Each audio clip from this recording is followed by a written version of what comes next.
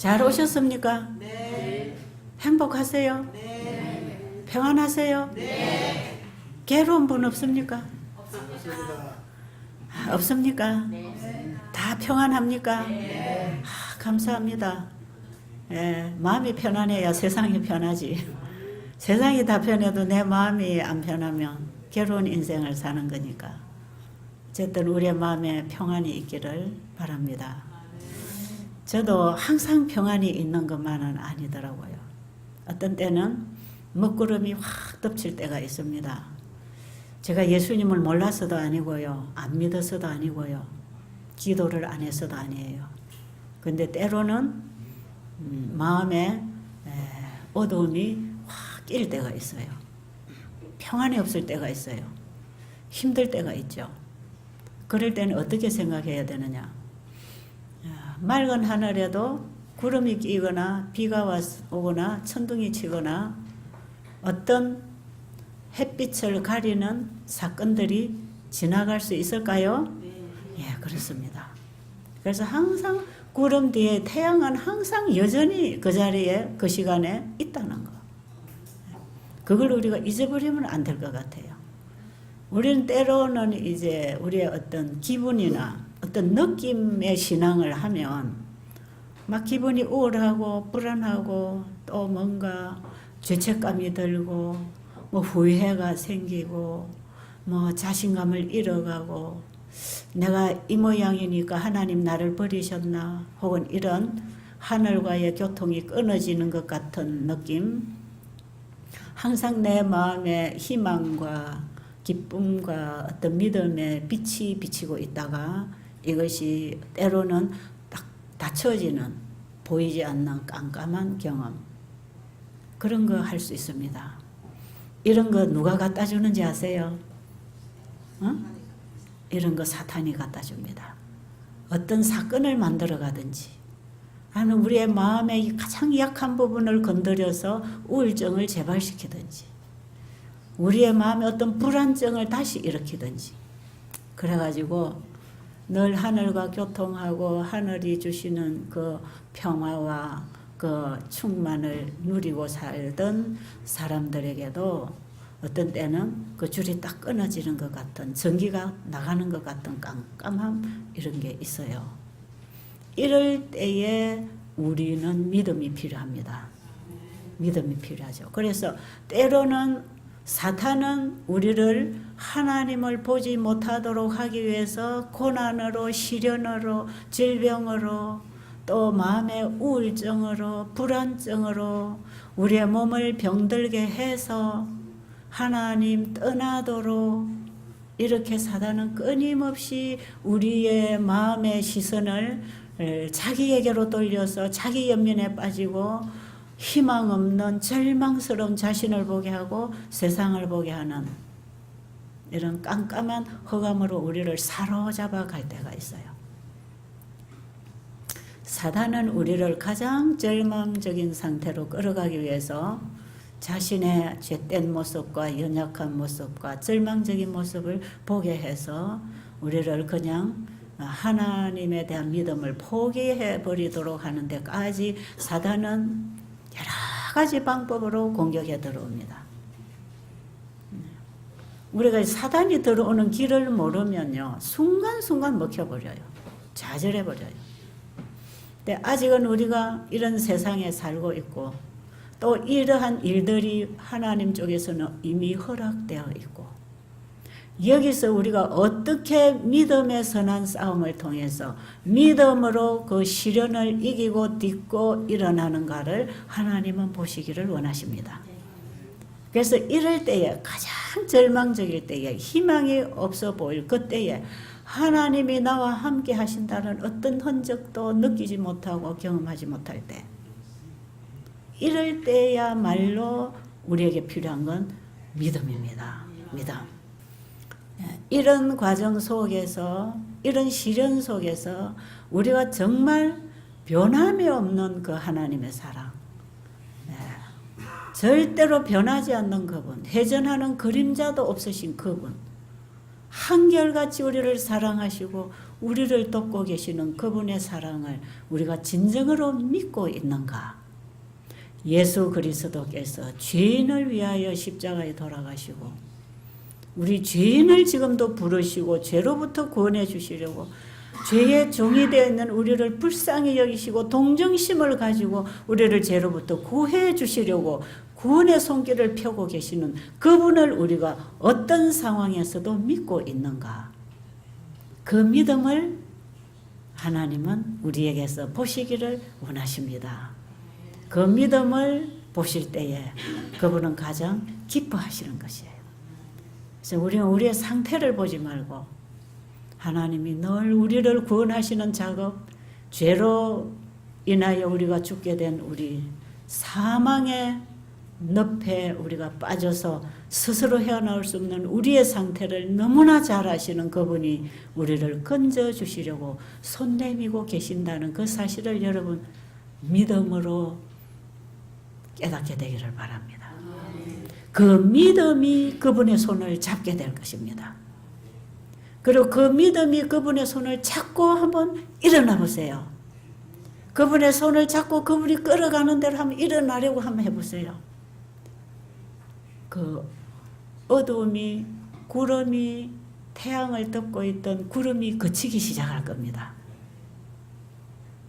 우리는 몸의 변화가 오기 전에 마음의 빛이 와야 합니다. 우리는 두 가지 에너지, 태양의 에너지를 먹어야 된다 그랬죠.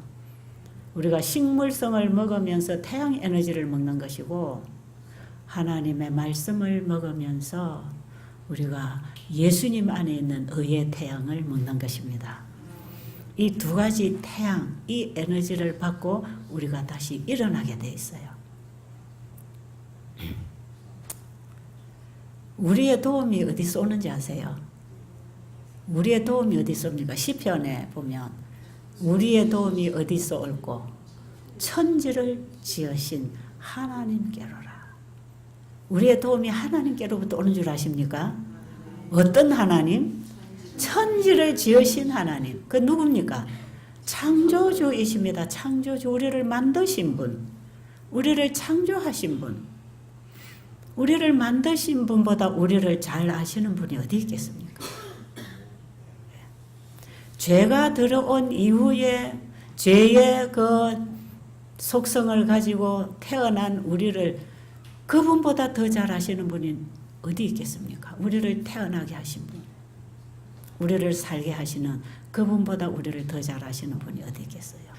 여러분, 우리의 상태가 좋을 때는 하나님이 우리를 사랑하시고 우리의 상태가 나쁠 때에는 하나님이 우리를 버리시는 거 아닙니다. 아시겠어요? 네, 우리의 상태가 나쁠 때에 주님은 더 가까이 계십니다. 우리가 가장 연약할 때, 가장 힘없고 절망적일 때 그분은 가장 가까이 계십니다. 그런 분을 믿으시면 좋겠습니다. 그런 분. 여러분의 신앙은 자유고 종교를 선택하는 것도 자유고 이거는 누가 강요할 수 없고 내 것만 전부라고 주장할 수도 없어요. 내가 아는 게 전부가 아니고 나도 항상 배워야 되고 모르면 다시 배우고 바로 가야 되고 내 것이 전부다. 이것은 여러분이 가지고 있는 지식이나 신앙이나 하나님께로부터 오는 진리의 말씀이라 할지라도 내가 아는 게 전부고 내가 가는 게 맞고 내가 믿는 게 전부다. 그게 여러분이 마음을 닫아버리지 마시기 바랍니다. 정말 우리는 날마다 배우고 깨닫고 그날에 새롭게 도움을 받고 일어나는 게 필요합니다. 그런데 우리의 도움은 어디서 오는가? 천지를 지으신 하나님께로부터 옵니다. 그 외에는 도움 오는 길 없습니다. 어제 제가 말씀드렸죠. 절에 스님이 와서 나갈 때에 부처님보다 더 높은 신은 창조주라는 것. 그걸 알았습니다. 어떻게 그걸 알았을까요? 부처님한테 맨날 절하고 빌어도 자기 병에 대해서 아무 일도 못 해줬단 말이에요. 그런데 하나님께 와서 배우고 하나님 말씀을 받고 일어나니까 치유가 돼야 안 돼요? 치유가 되잖아요. 어떤 분들이 그런 고백하는 것을 참 많이 들어봅니다. 네. 이분은 제가 미국에서 만난 분인데 남녀호랑계라고 있어요. 아버지가 그 지도자였어요. 그 종교에 한국에서. 근데 아들이 그 아버지의 신앙을 받고 아버지와 같이 철저하게 그 신앙을 하는 사람이에요. 40년 됐대요. 그 신앙을 한 지가. 근데 이분하고 대화를 해보면요. 그 마음이 굉장히 신심이 강한 사람이에요. 아주 신앙심이 있습니다. 그분 가슴 속에 들어보면. 근데 그분이 저하고 대화를 하면서 이런 얘기를 했어요.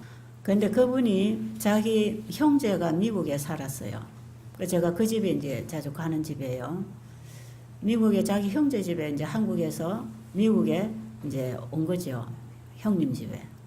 근데 이분이 당뇨병도 있고 고혈압도 있고 고지혈증도 있고 뭣도 있고 이 피가 끈적끈적해서 오는 병들은 전부 다 가지고 있어요. 혈액순환이 안 돼서 오는 합병증. 그 이제 보편적으로 당뇨 고혈압에서 온 합병증들입니다. 이 병을 가지고 뭐 약을 여러 가지를 먹고 지내다가 이제 미국에 그냥 다니러 와서 몇 개월을 쉬고 있는데 그 집에서 철저하게 이 건강식을 하는 겁니다. 그런데 제가 그분을 만났을 때는 이미 한 2달 이상 지난 때예요. 그분이 얘기를 하더라고요. 나도 신앙심은 철저한데 내가 믿는 신앙심 때문에 병이 낫거나 도움이 오는 건 아닌 것 같다. 그런데 그분하고 대화만 해봐도 그분은 신앙심이 아주 강한 분이에요. 아주 착하고 신앙적인 분이에요. 그런데 자기가 여기 형님 댁에 와서 여기서 주는 음식을 먹고 형님 가족들과 아침 저녁 예배를 드리고 성경 공부를 하고 이 신앙에 그냥 따라와 봤다. 그러고 아 그렇구나 하고 그냥 따라오면서 뭐 여기는 자기가 뭐 사 먹으러 갈 수도 없고 사다 먹을 수도 없고 먹을 게 아무것도 없으니까 뭐 자기 형님 댁에서 먹는 음식 하루에 아침 저녁 먹고 점심 먹고 저녁에 과일 먹고 그밖에 먹는 게 없고 중간에는 물밖에 못 먹게 하고 아무것도 못 먹는 거예요. 그리고 또 함께 운동하고 또 잔디밭에 가서 장인대도 깎고 그냥 한 2달 지냈는데 먹고 가지고 온 약 하나도 여기 와서 안 먹었고 형수가 못 먹게 하더라는 거죠. 안 먹고 이렇게 먹으라고 이런 거 먹지 말고 이렇게 식사하고 이렇게 하라고 가르쳐주는 대로 한 2달 해봤다. 근데 지금 아무 문제가 없다.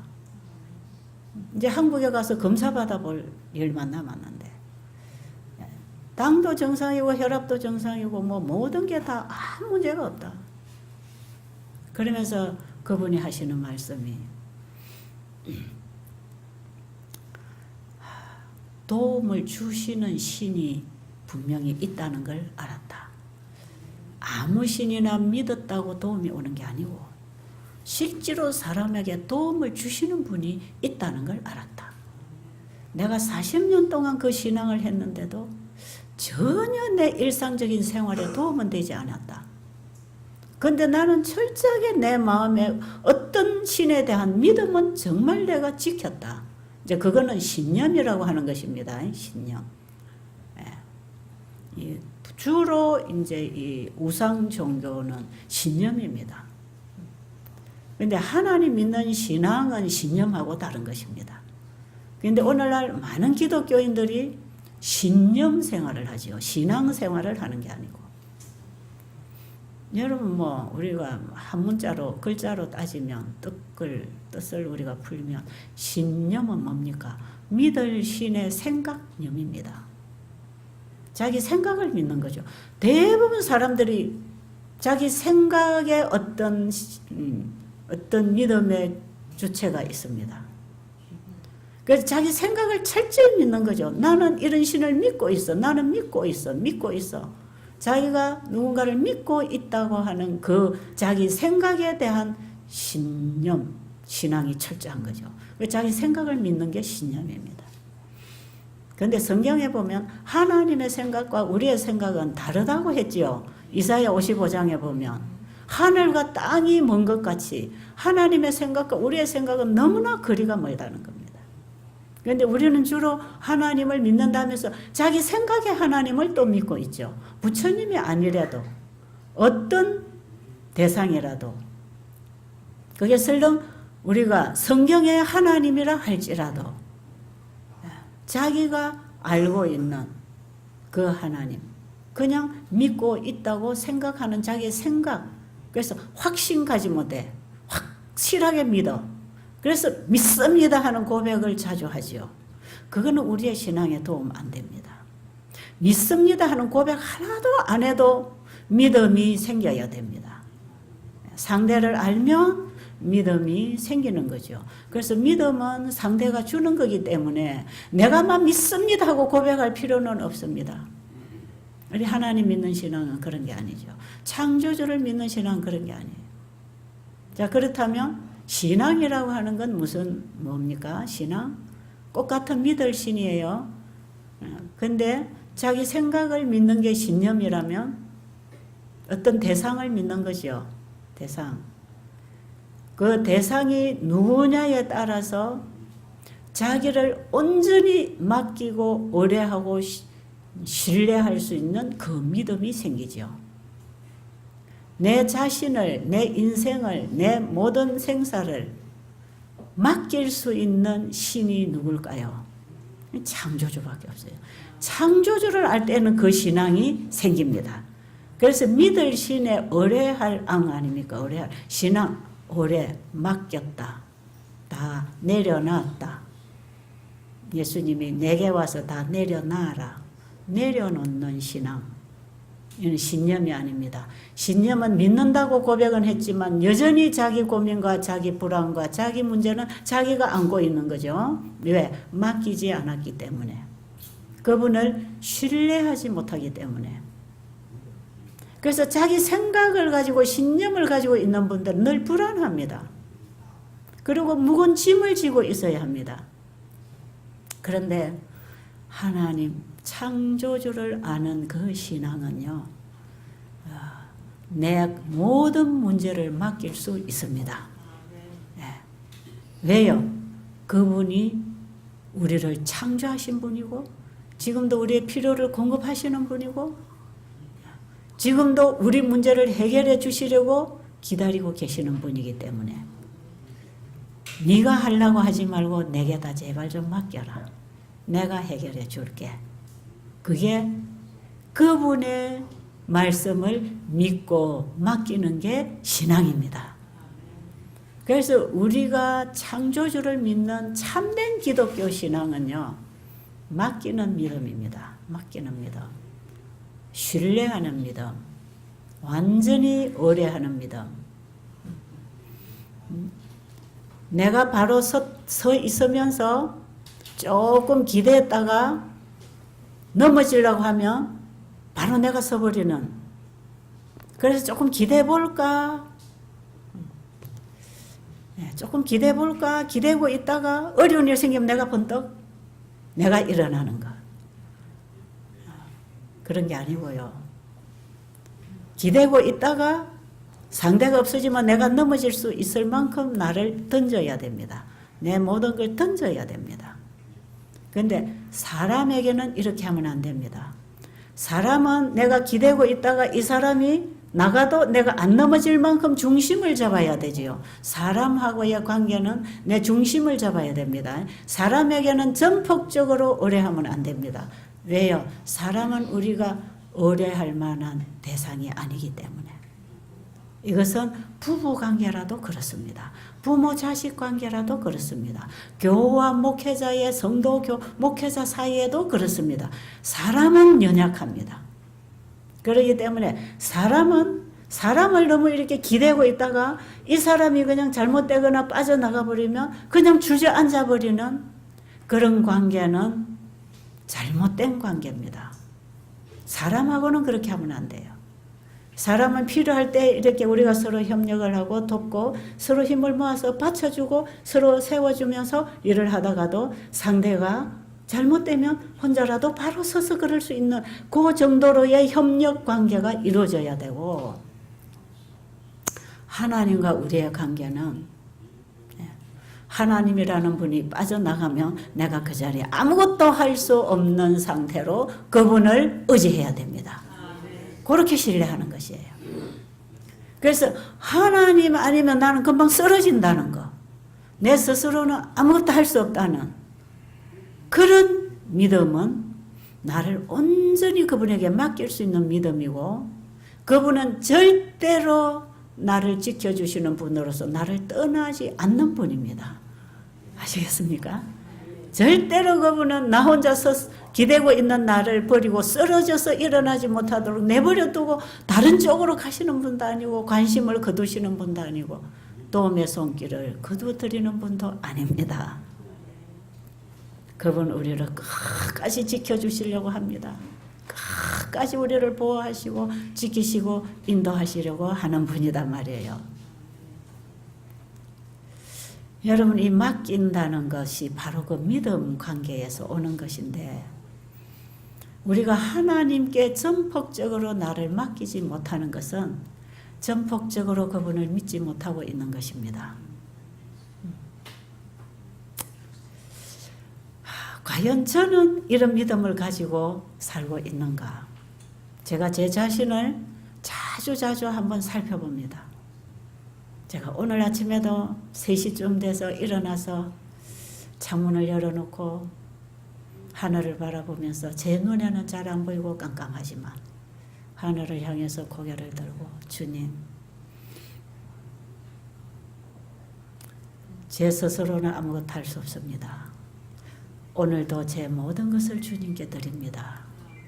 주님이 받아주세요. 제 마음도 주님이 잡아주세요. 주님이 지켜주세요. 내 마음도 나는 지킬 수 없습니다. 내 생각도 나는 지킬 수 없습니다. 나의 결심도 내가 지킬 수 없습니다. 나의 약속도 내가 지킬 수 없습니다. 주님이 저를 받아주세요. 저를 지켜주세요. 그리고 저에게 말씀하세요. 저에게 깨달음을 주세요. 누구를 통해서든지 주님이 저의 갈 길을 인도하시고 섭리하시는 대로 가겠습니다. 이 자리에 있으라면 이 자리에 있고, 가라고 하면 가겠습니다. 그런 주님과 나와의 신앙 고백을 저는 주님께 그렇게 드리고 있죠. 왜냐하면 저는 한치 앞도 나에 대해서 모르니까, 한치 앞도 다음 순간에 내가 어떻게 될지 모릅니다. 내가 지금 이 자리에 서서 여러분과 얘기하고 있지만 나가다가 내가 어떻게 될지 모릅니다. 정말 모릅니다. 우리는 나의 갈 길을 내가 모릅니다. 내가 갈 수 있어 갈 길도 아닙니다. 주님이 길을 여시고 손잡아 주셔야 가는 길입니다. 여러분, 제 얘기가 너무 막연하게 들리세요? 그렇지 않습니까? 그걸 구체적으로 어떻게 하는 건지 좀 얘기할까요? 네, 이런 얘기가 막연하게 들릴 수도 있거든요. 제가 늘 비유로 얘기를 하고 있죠. 하나님께 맡긴다는 것, 그분의 말씀에 순종한다는 것, 그게 뭔가? 구체적으로 그게 뭔가? 분명히 거기에는 하나님의 인도하심, 그분의 손길을 만날 수 있고, 바로 거기에 기적이라는 게 따라옵니다. 거기에. 그걸 어떻게 하는 건가? 제가 늘 쉬운 예를 하나 드는 게 있죠. 자, 오늘 내가 진주에 뭔가를 일을 하기 위해서, 볼일을 보기 위해서, 또 누군가를 만나기 위해서 내가 오늘 진주로 가야 되겠구나. 오늘 내 스케줄은 내가 오늘 진주로 가는 것입니다. 여러분, 진주하고 순천 사이에 하동이 있습니다. 지금 여러분 차를 타고 고속도로 오다 보면 바로 여기 하동의 중간에 내리잖아요. 제가 오늘 진주로 갈 계획이었어요. 내 생각은 그게 오늘 내가 할 일이었어요. 그런데 이제 아침 먹고 내가 진주로 가려고 계획을 세우고 출발을 하려고 하는데 여기 우리 전도사님이 저한테 와서 원장님 오늘 순천에 좀 일을 보러 가야 되겠는데요. 원장님이 거기 좀 가셔야 되겠어요. 원장님 오늘 순천을 좀 저하고 같이 가실 수 있겠습니까? 그렇게 저에게 요청을 했다고 합시다. 내가 계획한 대로 진주로 가야 될 것인지 전도사님이 부탁하는 대로 전도사님이 가자고 하는 순천으로 가야 할지 저는 둘 중에 하나를 선택해야 됩니다. 그죠? 가만 생각해 보니까 내가 가서 오늘 하려고 하는 일보다 전도사님이 가자고 하는 이 일이 더 중요하구나. 그러면 내가 결정하는 거죠. 예, 그럼 같이 갑시다. 그리고 우리 전도사님하고 차를 타고 어디로 갑니까? 순천으로 갑니다. 그럼 오늘 내가 진주에 있을 수 있나요, 없나요? 진주하고 순천하고 내가 동시에 있을 수 있나요, 없나요? 없습니다. 내가 아침에 계획한 것은 진주에 가서 일을 보는 건데 1시간쯤 후에 보니까 내가 순천에 가서 일을 보고 있단 말이에요. 내가 가 있는 목적지가 전혀 다릅니다. 누구를 따라갔습니까? 전도사님 따라갔죠. 전도사님이 보는 일에 제가 도움이 필요해서 따라간 것뿐이에요. 이게요 전혀 다른 쪽에 가 있다는 겁니다. 오늘 내가 어떻게 결정했느냐에 따라서. 그럼 전도사님이 저를 보고 순천을 가자고 했을 때 저는 이미 제 생각을, 내 계획을, 내 뜻을 포기해야 됩니까? 포기해야 됩니까? 포기해야 됩니다. 내 계획도 내 뜻도 실현시키고 전도사님의 계획도 실현시킬 수는 없는 것이에요. 둘 중에 하나를 선택해야 되잖아요. 그래서 전도사님 부탁을 받고 오늘 내가 그 길을 따라갔더니 내가 저녁 무렵에 서 있는 곳이 순천이더라고요. 순천. 여러분, 우리는 날마다 하나님 말씀 앞에서 선택해야 합니다. 우리는 한 걸음 한 걸음 어디로 가 있을 건지, 무슨 일을 할 건지, 무슨 말을 할 것인지 우리에게는 또다시 선택의 자유가 주어졌습니다. 예수 그리스도를 믿음으로 말미암아 우리가 그리스도 안에서 우리는 선택할 수 있는 자유가 있습니다. 실제로 우리는 자유의지까지도 사단에게 다 빼앗겨 버렸어요. 사단에게 우리는 다 사로잡혀 버려서 자유가 없어져 버렸습니다. 죄의 노예가 돼버렸습니다. 죄에 사로잡혀 버렸어요. 우리는 죄고 의고 선택할 수도 없이 태어나서 살아오는 우리 전부는 자동적인 죄인입니다. 그래서 우리는 예수님 선택 안 하고 그분을 믿지 아니하고 본래적인 사람으로 가만히 육으로 태어나서 육으로 살아가면 우리는 자동적으로 죄를 행하고 죄의 종으로 살아가기 때문에 죄를 지을 것인지 짓지 않을 것인지는 선택의 여지가 없습니다. 그냥 죄의 지배를 받고 가는 것입니다. 죄에게 종노릇하는 것입니다. 이런 우리 상태를 알아야 돼요. 그래서 여러분, 내 안에 예수 그리스도가 영접되지 않고 내 자신을 끊임없이 그분에게 드리는 날마다의 헌신과 날마다의 십자가의 경험, 내가 날마다 죽노라고 하는 이 경험이 없이는 우리가 하나님의 뜻을 따라갈 수가 없습니다. 우리 상태를 한 번 더 짚어보시고, 내가 선을 행하거나 또 악을 행하거나를 선택할 수 있는 상태가 아니구나. 왜? 로마서 8장에 보면 죄와 사망의 법이 우리를 주관한다 그랬어요. 우리 인체도 우리 마음도 법칙대로 되어가고 있기 때문에 죄의 씨가 들어와서 죄의 유전자의 법칙에 따라서 우리가 행동하고 사는 것이 죄를 행하는 것이지, 우리 속에는 죄 씨가 들어왔는데 나는 선택을 통해서 의를 행할 수 있다, 이런 게 아니다 말이에요. 여러분, 이거 잘못되면 길 못 찾고 우리 자신의 상태 때문에 절망에 빠져 죽습니다. 희망 없습니다.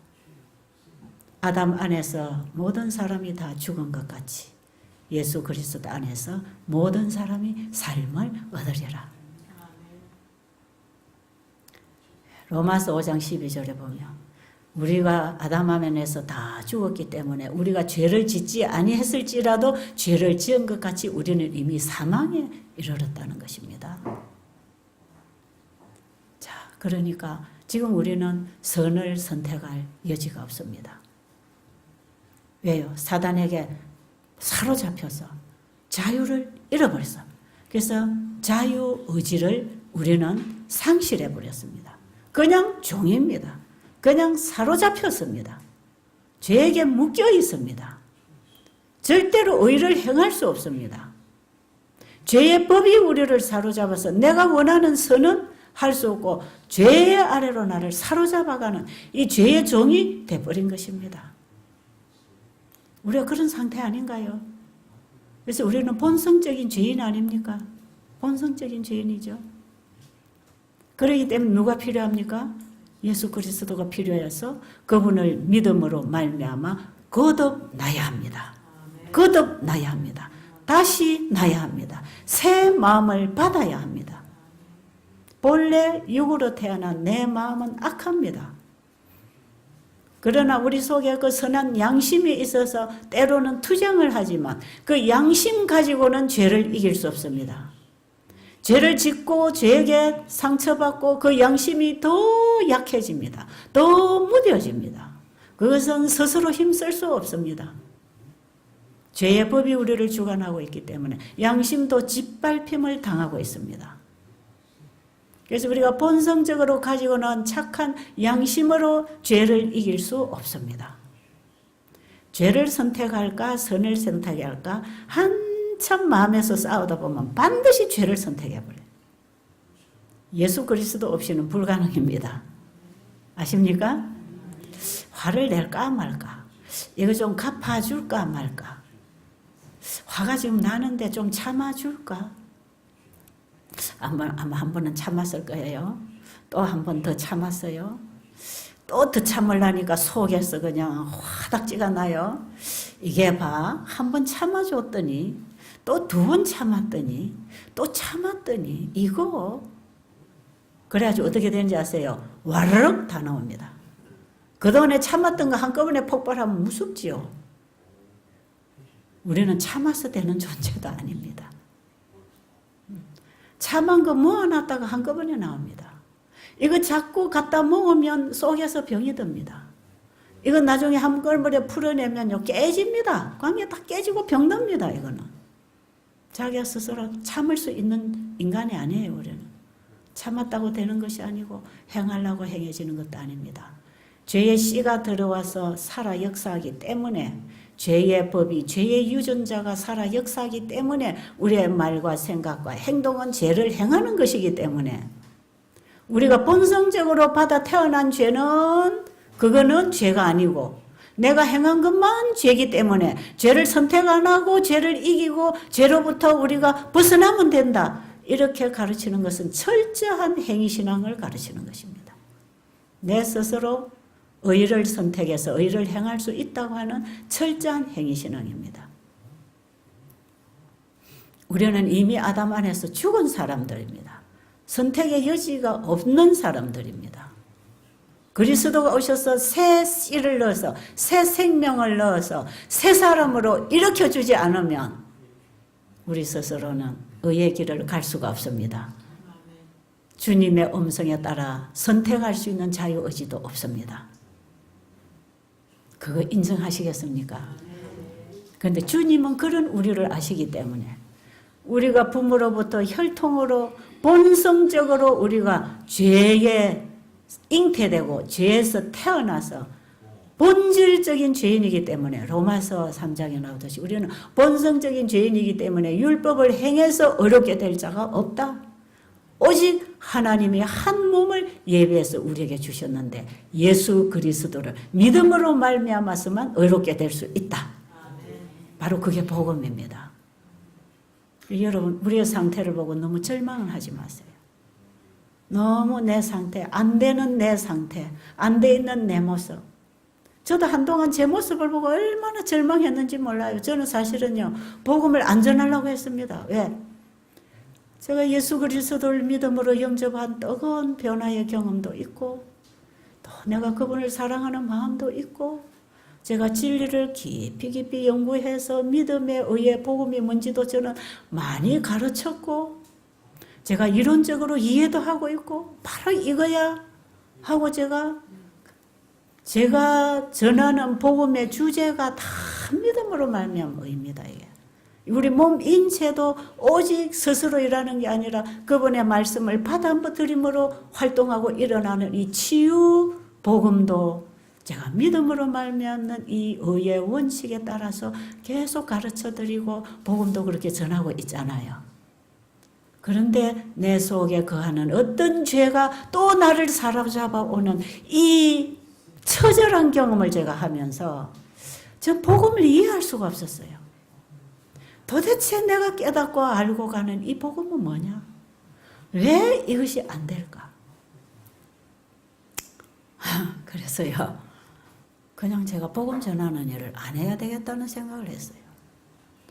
나도 안 되는 이 복음의 능력을 내가 전한다는 거, 이거는 어떻게 보면 위선이고 이율배반적인 이런 신앙을 내가 할 수는 없다. 제가 절망에 빠져 정말 좌절했어요. 그런데도 제 위치가 자꾸 날마다 복음을 전해야 되는 자리에 제가 있었기 때문에 또 지금까지 그렇게 있어 왔기 때문에 때로는요 얼마나 단에 서서 이 복음을 전하는 게 괴로운 일인지 몰랐어요. 정말 괴로웠어요. 그러면서 제가 최근에 오면서 최근이라는 게 뭐 2, 3년 사이입니다. 최근 오늘 어제가 아니고 최근에 오면서 제가 복음을 점점 이해할 때에 뭘 깨닫게 되는가? 나라고 하는 내가 어떤 존재인지를 깨닫게 됐어요. 내가. 나라는 이 인간, 이게 이 존재가 뭔가? 나의 본질적인 나, 나의 본성이 죄라는 거, 악하다는 거, 이걸 제가 알게 됐어요. 제가 지난번에 도피성 얘기 한번 했는데 이거 제가 다음에 제대로 한번 풀어드려야 되기 때문에 오늘 안 하겠습니다. 왜 도피성이 준비되었던가? 고의로 죄를 짓지 않은 사람들이 피할 수 있는 길이었잖아요. 그럼 예수님이 우리의 도피성이라고 할 때에 우리 모든 죄인을 달려오라고 하는 도피성으로 그분이 이 땅에 오셨다면 우리가 짓고 있는 모든 죄는 고의로 짓는 게 아니라는 겁니다.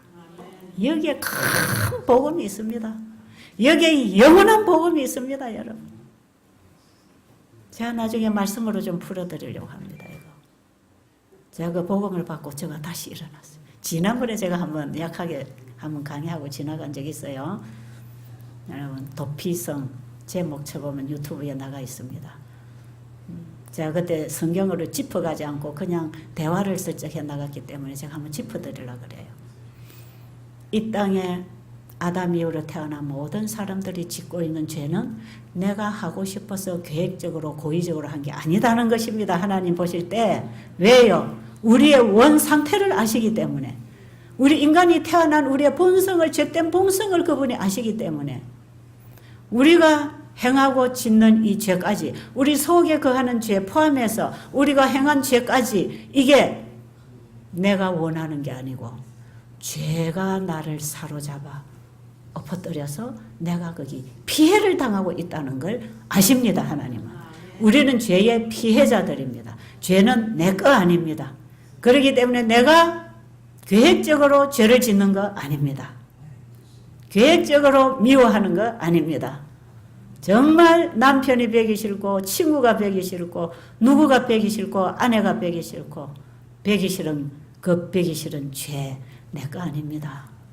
그러니까 예수님 뭐라 하시는지 아세요? 이 땅에 오셔서 네 죄가 네 거 아니다. 그 네 거 아니야.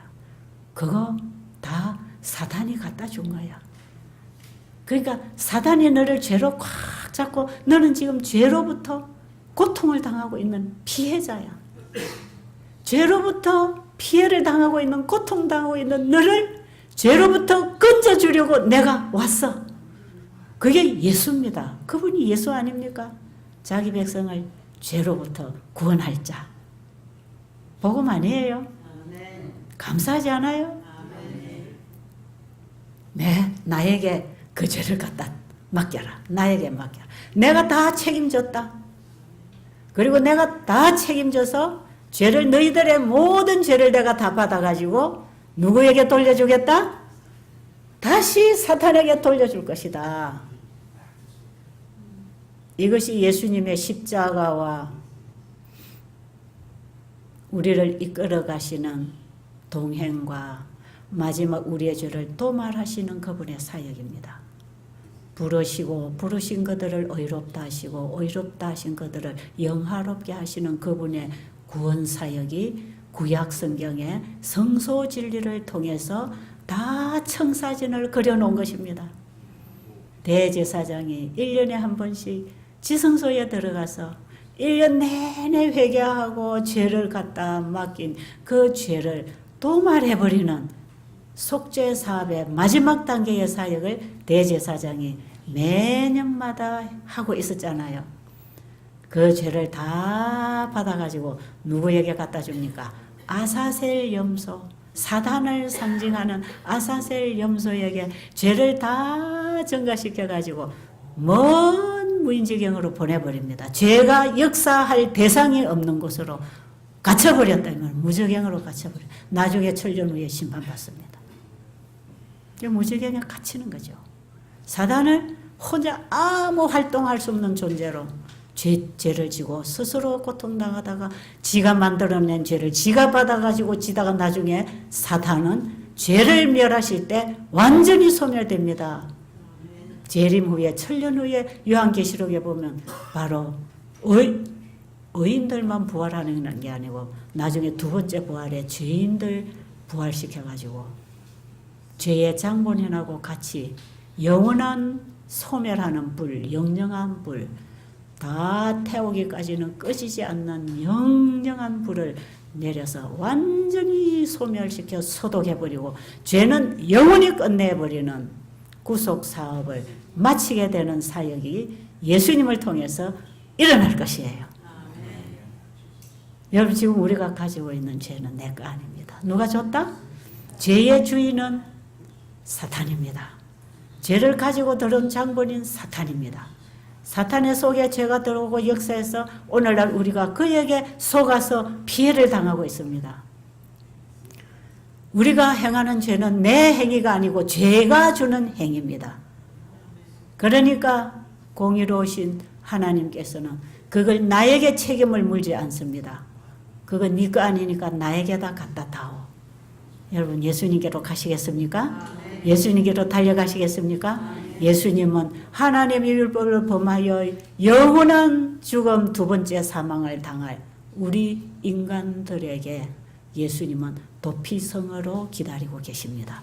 누구든지 고의로 죄를 짓지 않고 고의로 사람을 죽이지 않은 자기가 원해서 죄를 짓지 않은 이런 모든 죄인들, 죄를 범한 죄인들 예수님께로만 달려가면 예수님이 다 받아주시고 보호하시고 지키시고 예수님 안에서의 자유를 누리게 하실 것입니다.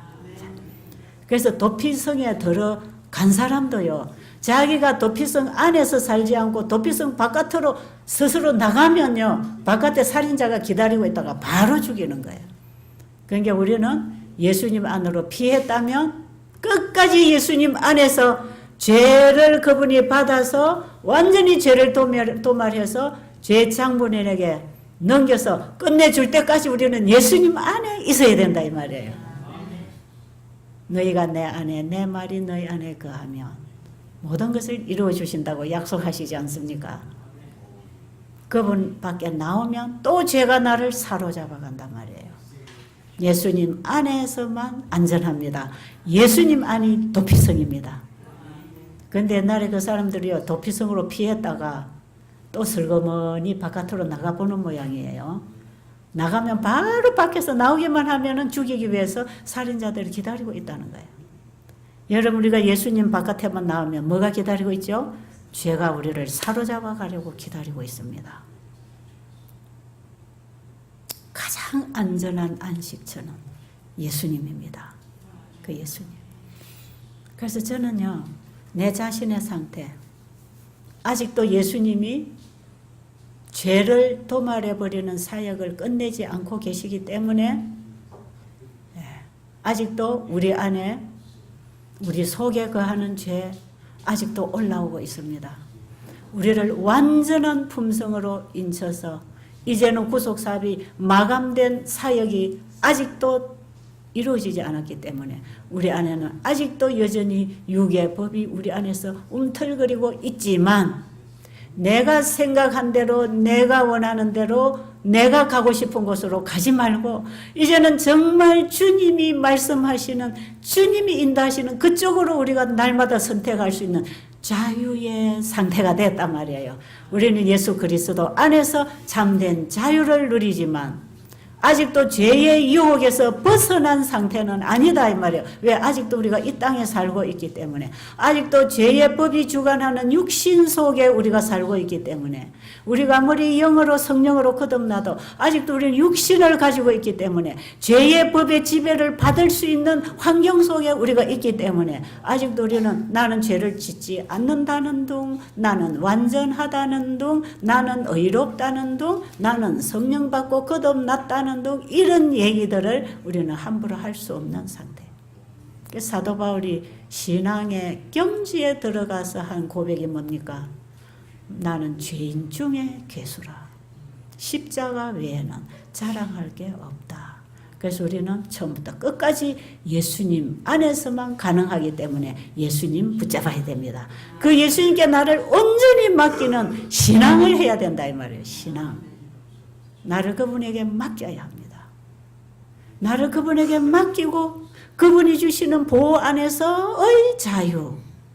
그게 하나님의 말씀에 순종을 할 수도 있고 안 할 수도 내가 예수님 밖으로 나갈 수도 있는 자유가 거기도 있단 말이에요. 죄가 없는 하늘에서도 자유의지를 주셨지 않습니까? 그 자유의지가 온전히 하나님의 뜻을 선택하고 굴복될 수 있도록 우리를 만들어 주시려고 예수님이 이 땅에 오셨습니다. 그 예수님 마음에 영접하시고 만나시기 바랍니다. 조금 여러분 이해가 되십니까? 제가요 이런 상태에서 여기까지 끊임없이 말씀을 붙잡고 따라왔잖아요. 그 자리가 지금 이 자리입니다. 이 자리. 자, 다시 제가 처음에 내 육이 원하는 대로 내가 갔으면 지금 제가 이 자리에 있지 않습니다. 이 자리에 있지 않죠. 저 어디 도시 뭐 어떤 건물 밑에 뭐 어쩌고 살고 있을 거예요. 제가 이런 말을 할 줄도 모르고 이런 일을 할 줄도 모를 겁니다. 그런데 예수님이 나에게 자유함을 주셨어요. 선택의 자유를 회복시켜 주셨어요. 그리고 날마다 선택하면서 걸어가야 됐어요. 순천으로 갈 건지 진주로 갈 건지는 날마다의 선택입니다. 날마다. 주님의 말씀을 따라 걸음을 옮길 것인지 내 계획대로 걸음을 옮길 것인지 이거는 날마다의 선택입니다. 순간순간의 선택이고 우리는 그 순간순간 선택으로 인하여 내가 오늘 그 자리에 있을 것이다 이 말이에요. 제가 오늘 이 자리에 있는 것은 어느 쪽으로 선택한 것 같습니까? 어느 쪽으로? 이쪽으로 선택했잖아요. 주님의 말씀 따라 계속 따라오니까 지금 이 자리에 있는 것입니다. 말씀 따라오는 게 뭔지 제가 또 다음 시간에 좀 얘기하겠습니다.